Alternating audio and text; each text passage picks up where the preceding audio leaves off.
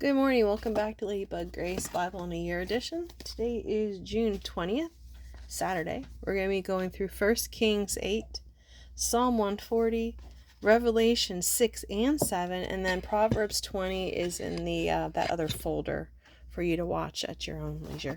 So let's get started in 1 Kings 8. Oh, that's there. I'm trying to find a way. Yeah. That's not going to work the way I want it to. Well, I'll figure it out, I guess.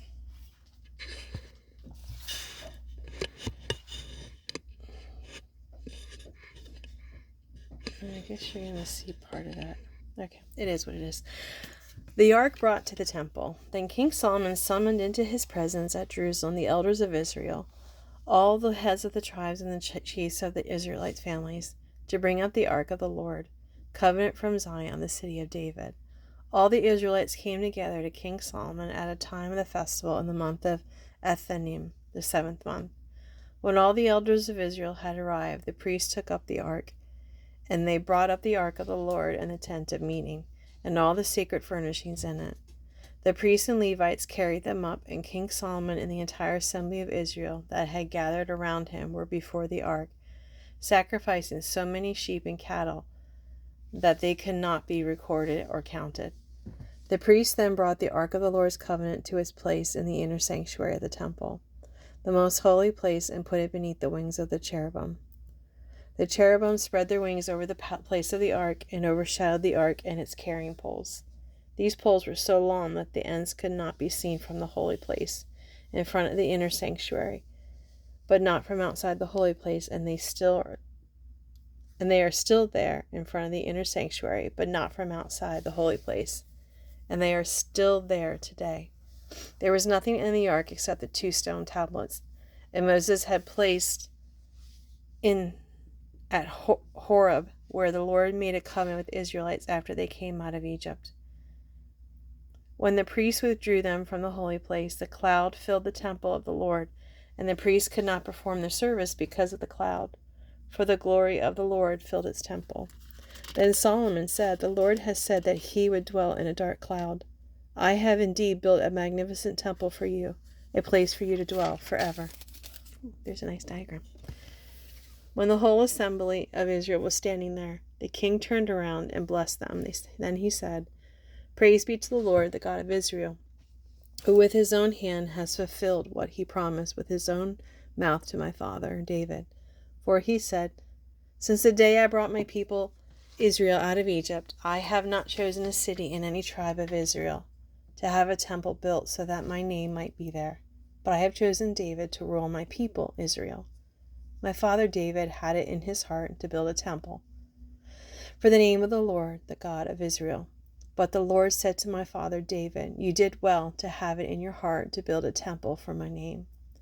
Nevertheless, you are not the one to build the temple, but your son, your own flesh and blood. He is the one who will build the temple for my name. The Lord has kept the promise he made. I have succeeded David my father, and now I sit on the throne of Israel, just as the Lord promised.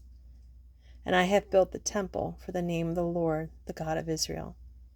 I have provided a place there for the ark, in which is the covenant of the Lord that he made with our ancestors when he brought them out of Egypt." Do you ever read and you think like you missed a line? That's kind of what I do sometimes, because it's small print. Anyway, Solomon's prayer of dedication. Then Solomon stood before the altar of the Lord in front of the whole assembly of Israel, spread out his hands towards heaven, and said, "Lord, the God of Israel, there is no God like you in heaven above or on earth below. You who keep your covenant of love with your servants who continue wholeheartedly in your way. You have kept your promise to your servant David, my father. With your mouth you have promised, and with your hand you have fulfilled it, as it is today.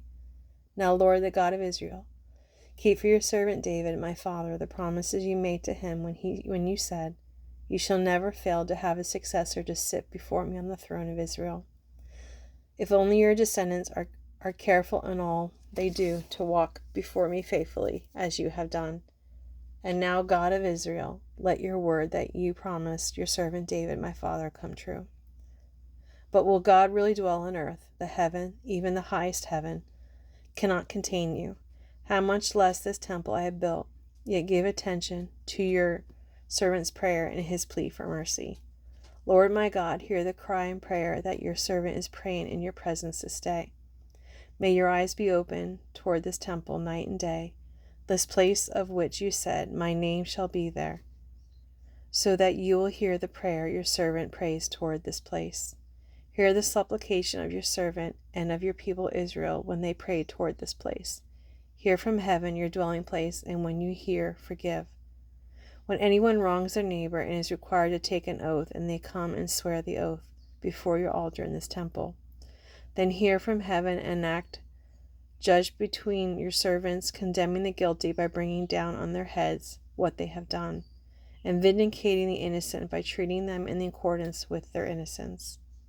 When your people Israel have been defeated by an enemy because they have sinned against you, and when they turn back to you and give praise to your name, praying and making supplication to you in this temple, then hear from heaven and forgive the sin of your people Israel and bring them back to the land you gave to their ancestors. When the heavens are shut up and there is no rain, because your people have sinned against you, and when they pray towards this place and give praise to your name, and turn from their sin because you have afflicted them, then hear from heaven and forgive the sin of your servants, your people Israel. Teach them the right way to live and send rain on the land you gave your people for an inheritance. When famine or plague comes to land, or blight or mildew, locusts or grasshoppers, or when an enemy besieges them in any of their cities, whatever disaster or disease may come, and when a prayer or plea is made by anyone among your people Israel, being aware of the afflictions of your own hearts and spreading out their hands toward this temple, then hear from heaven your dwelling place, forgive and act, deal with everyone according to all they do, since you know their hearts. For you alone know every human heart, so that they will fear you all the time they live in a land you gave our ancestors. Am I still going yet? And there's a picture of Solomon's temple. You can screenshot that and look at it a little bit better. But that's why I love this Bible. I really do. It gives us extra stuff that I've never seen before. All right, so let's continue on 8. As for the foreigner who does not belong to your people, but has come from a distant land because of your name, for they will hear of your great name and your mighty hand and your outstretched arm, when they come and pray toward this temple, then hear from heaven your dwelling place. Do whatever the foreigner asks of you, so that all the peoples of the earth may know your name and fear you, as do your own people Israel, and may know that this house I have built bears your name. When your people go to war against your enemies, wherever you send them, and when they pray to the Lord toward the city you have chosen and the temple I have built for your name, then hear from heaven their prayer and their plea, and uphold their cause. When they sin against you, for there is no one who does not sin, and you become angry with them and give them over to their enemies, who take them captive to their own lands far away or near. And if they have a change of heart in the land where they are held captive and repent and plead with you in the land of their captors, and say, we have sinned, we have done wrong, we have acted wickedly, and if they turn back to you with all their heart and soul in the land of their enemies, who took them captive, and pray to you toward the land you gave their ancestors, toward the city you have chosen, and the temple I have built for your name, then from heaven your dwelling place hear their prayer and their plea, and uphold their cause. And forgive your people who have sinned against you. Forgive all the offenses they have committed against you, and cause their captors to show them mercy. For they are your people and your inheritance, whom you brought out of Egypt, out of the iron smelting furnace. May your eyes be open to your servant's plea and to the plea of your people, Israel, in whom you listen to them whenever they cry out to you. For you singled them out from all the nations of the world to be your own inheritance, just as you declared through your servant Moses, when you, sovereign Lord, brought our ancestors out of Egypt. When Solomon had finished all these prayers and supplications to the Lord, he arose from before the altar of the Lord, where he had been kneeling with his hands spread out toward heaven. He stood and blessed the whole assembly of Israel in a loud voice, saying, Praise be to the Lord who has given rest to his people Israel, just as he promised. Not one word has failed of all the good promises he gave through his servant Moses. May the Lord our God be with us as he was with our ancestors. May he never leave us nor forsake us. May he turn our hearts to him, to walk in obedience to him, and keep the command, decrees, and laws he gave our ancestors. And may these words of mine, which I have prayed before the Lord, be near to the Lord our God, day and night, and he may uphold the cause of his servants, and the cause of his people Israel, according to each day's needs, so that all the peoples of the earth may know that the Lord is God, and that there is no one other. And may your hearts be fully committed to the Lord our God, to live by his decrees and obey his commands, as at this time. The dedication of the temple. Then the king and all Israel with him offered sacrifices before the Lord. Solomon offered a sacrifice of fellowship offering to the Lord, 22,000 cattle and 122,000 sheep and goats. So the king and all Israel dedicated the temple of the Lord. On that same day, the king consecrated the middle part of the courtyard in front of the temple of the Lord.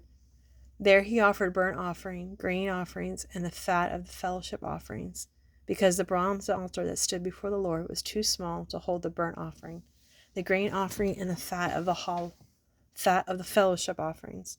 So Solomon observed the festival at that time, and all Israel with him. A vast assembly, people from Lebo Hamath to the Wadi of Egypt. They celebrated before the Lord our God for 7 days and 7 days more, 14 days in all. On the following day he sent the people away. They blessed the king and then went home, joyful and glad in heart for all the good things the Lord had done for the servant David and his people Israel. Well, I'm going to actually stop the video here because this went pretty long just for one chapter, one book. So I'm going to see how the rest of it goes, and I'll combine it if it's not bad. Otherwise, it'll be 2 parts. Be back.